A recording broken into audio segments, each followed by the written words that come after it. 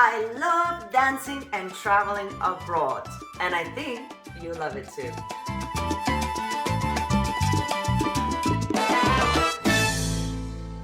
Hello everybody, welcome to my channel. Rasa the dancer is here, and today we're going to be talking about dancing and traveling. I totally recommend it.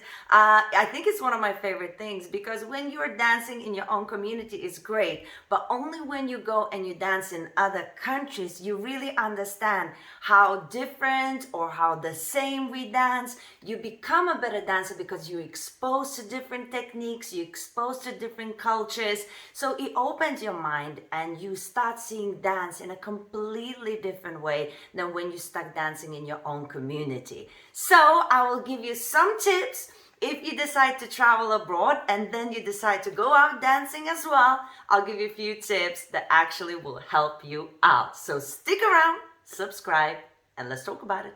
Alright, so tip number one, always try to research the place before you go. And I'm talking about research for dancing, whether it's salsa, bachata, kizomba, whatever you want to dance. Now, usually, if you're not like a hardcore dancer, if you're just starting your dancing experience and you're going on a holiday, you might think of dancing once you're already there. But sometimes just to look on Google is not enough. Believe me, I have tried. I've been in some places where it's like you start looking at Google and then it takes you to Facebook. Facebook pages ran out. Not every dancing place is run like a real business, if you know what I mean. So it's hard sometimes to get the right information on the spot. You got to be really resourceful. So do your research beforehand, because what that means as well, in your local places, you can ask your teachers, have you ever been to this place, whether it's US, whether it's Spain, whether it's a village somewhere. Somebody knows somebody. A teacher knows another teacher who lives in another country, who knows a friend. You see what I'm saying? So not just the Google internet research, but ask people that are dancers who you know travel or know other dancers, and you will get the best places to visit. So that's my tip number one. Do your research before you go somewhere. So even if you thought you will not go dancing, suddenly if you want to, you have options. Tip number two, if you go to abroad and you want to go out dancing, make sure you go to actual classes as well. Sometimes people just go for the social, and if you have loads of confidence, like me, then you turn up and it's like, you don't care, you end up dancing, asking people to dance, getting to know people, because you feel confident, you've been doing this for a long time. But if you lack a little bit of confidence and you're not doing this for a long time, I do recommend to see when the night starts and sign up for the classes first. Usually it's a drop-in classes anywhere you go, so just come and drop in the classes. Now what happens then? You meet other people. You meet the people in that level, maybe also not as confident people, or even if confident, you get to talk to them, you change partners, and you say hello to them. So when the night starts and the social starts, you have a little cocktail and then you've been asked to dance because they already are familiar with you. Sometimes when you come in, certain places are a little bit more careful with strangers, stranger danger.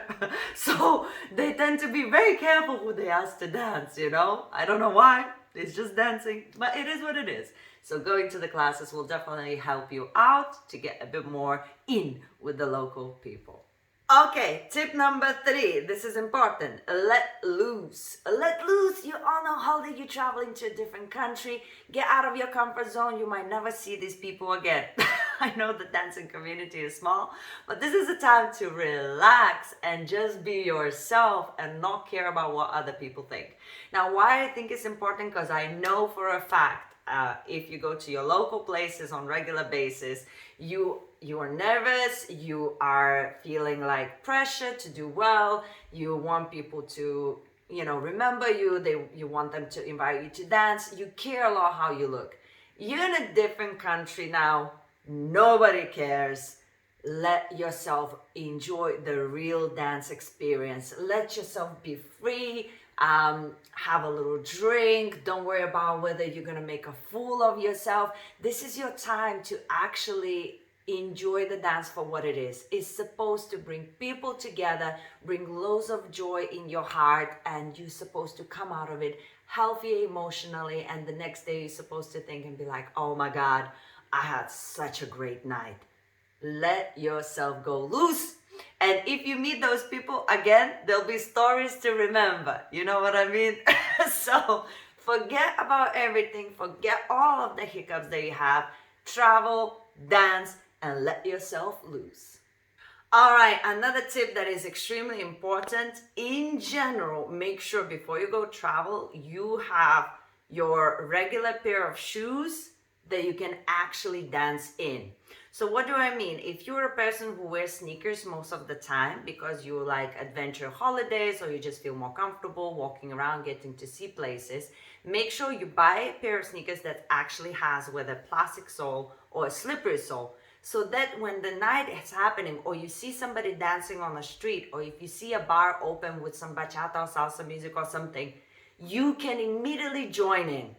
You don't need the dancing shoes. You don't need to emotionally prepare for dancing. You want to be available for dancing.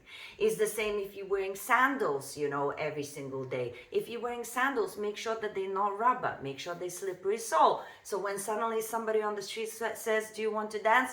You say, "Yeah, I do want to dance. I'm ready." I'm a little bit excited about this, but it's a big thing because I know how we are about what we wear, whether we look the part, whether I'm in the right mood. No, just be ready. And shoes is one of these great things because if you don't have the right shoes, you don't want to dance. And it's also if you like to wear heels in the evening, you're going out, let's say for a fancy dinner, make sure your heels are again something very comfortable that you can get a few spins in. So then you had your dinner and you hear some music, you hear something like, "Oh, I'm not ready." No, you are ready and you can go and enjoy the night with few more dances. So make yourself available for dancing by wearing the right shoes at all time. Tip 5, be safe. Now, it's very important because I know for myself, like I don't pay attention to when people say don't go to this area.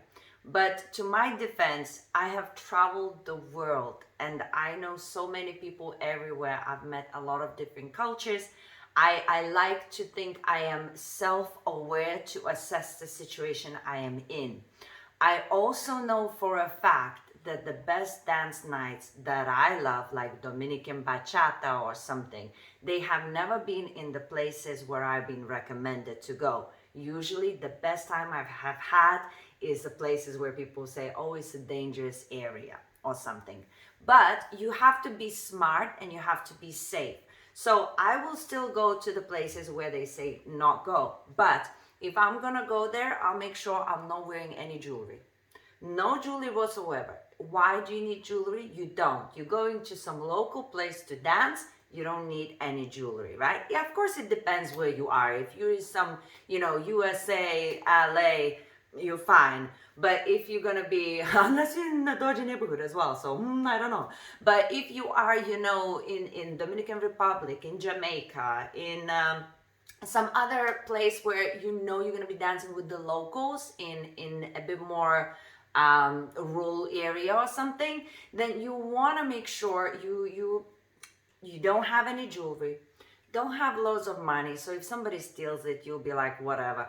You know what I mean? Don't have like $500 in your bag. You're like, "Oh, I don't know."